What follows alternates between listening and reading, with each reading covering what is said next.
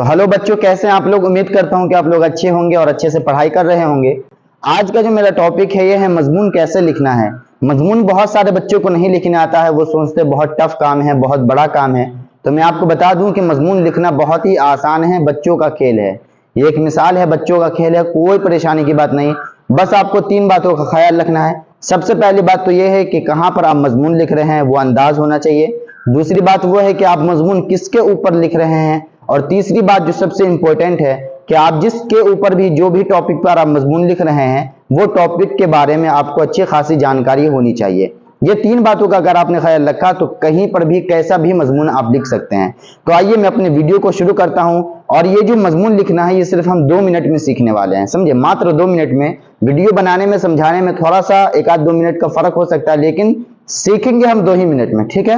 तो आइए हम सीखते हैं। सबसे पहले क्या करना है कि एक कोई मौजू यानी एक टॉपिक ले लेना है, ठीक है। जैसे कि मेरा जो टॉपिक है ये क्या है, मेरा मौजू क्या है, मदरसा है। आप चाहे पेड़ के ऊपर लिख सकते हैं, आसमान के ऊपर लिख सकते हैं, सर्दी गर्मी मौसम के ऊपर भी आप लिख सकते हैं, कोई दिक्कत की बात नहीं है। आप कोई भी एक टॉपिक ले लें, लेकिन टॉपिक वही लेना है जिसके बारे में आपको जानकारी हो, अच्छी खासी जानकारी हो, इंफॉर्मेशन हो। तो हमने क्या लिखा है यहाँ पर टॉपिक में, मदरसा। अब मदरसा की हम जो अच्छाइयां होंगी वो बयान करेंगे। जैसे कि मेरा मदरसा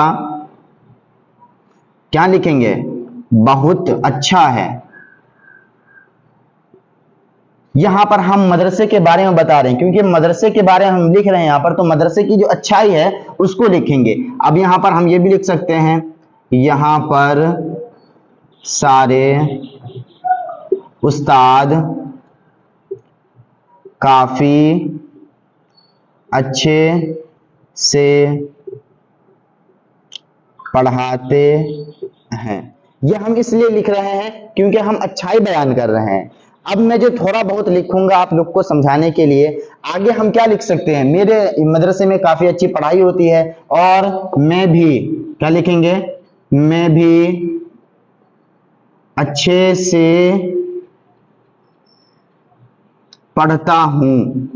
यह हम लिख रहे हैं, मदरसे की तारीफ कर रहे हैं, क्योंकि हम जानते हैं कि अगर हम मदरसे के बारे में लिख रहे हैं तो मदरसे की जितनी इंफॉर्मेशन है, मदरसे में क्या होता है, मदरसे में क्या किया जाता है, कौन सी तालीम होती है। अब यहां पर आगे लिखेंगे क्या, मदरसा में उर्दू, अरबी और फारसी की तालीम भी होती है।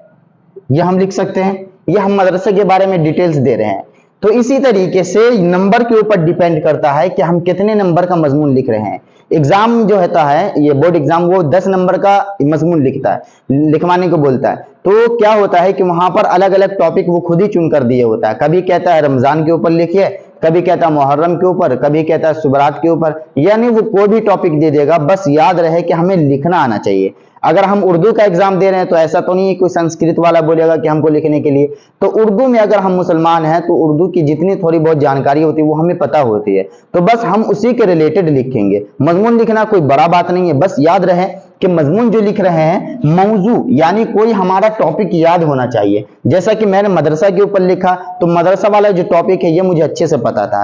आपको अगर मौसम के ऊपर अच्छे से जानकारी है तो मौसम के ऊपर लिख सकते हैं। तो बस यही फंडा है मजमून लिखने में, और कोई दिक्कत की बात नहीं है। तो उम्मीद करता हूं कि वीडियो अच्छी लगी होगी, समझ में आया है तो वीडियो को लाइक कर दें, चैनल को सब्सक्राइब कर लें और इसे अपने दोस्तों के पास जरूर शेयर करें। अभी तक के लिए बस इतना ही। कल मैं दरखास्त आपको लिखना सिखाऊंगा।